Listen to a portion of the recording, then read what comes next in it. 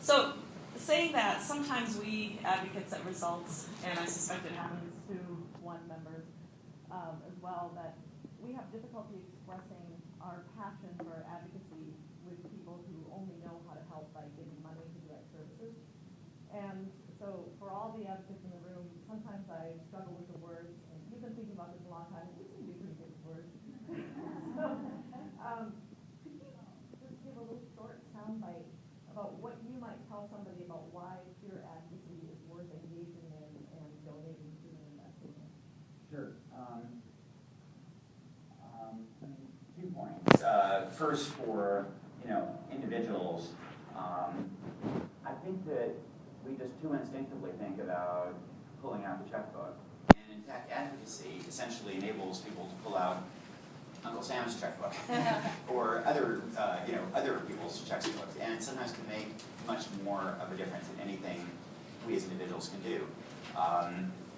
The President Bush's best legacy by far was PEPFAR, Program Against AIDS, and that was because he got pressured from his base. There was a push from his base to address it, and that kind of advocacy had just this incredible impact on Southern Africa and some other places.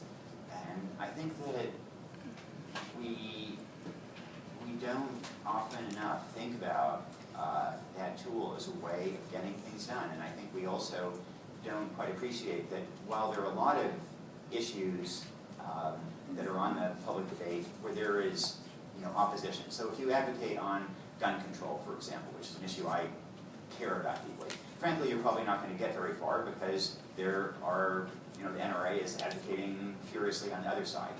On the other hand, so Results did fabulous work advocating for money for tuberculosis.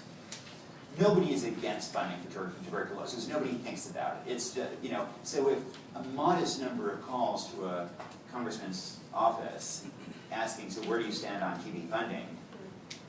When he's not getting any calls in the other direction, he has no idea where he stands on TB funding. It's it's easier, I think, for him to make that move. So that's, I guess, my argument for individuals getting engaged in advocacy. But you also kind of alluded to the question of investing in advocacy. And I think that the development community and donors focus too much, almost exclusively, on investing in services and not enough on marketing, if you will. In the business community, everybody understands that you want to have a significant part of your budget will go into marketing to spread the word about it. And I find it so frustrating that as a journalist, I get pitches all the time from commercial products. Somebody wants me to write about it. And the pitches will be done incredibly well, and client can entice me into something on products that don't matter a bit for the world. And then I'll get NGOs that will be trying to make a pitch, and it'll be the lamest pitch imaginable. Because people, they're kind of embarrassed about marketing. Because, marketing, that's what Coca-Cola does.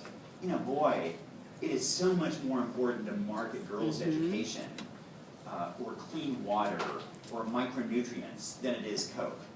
And I think we have to get over this. And, so we're doing a PBS documentary.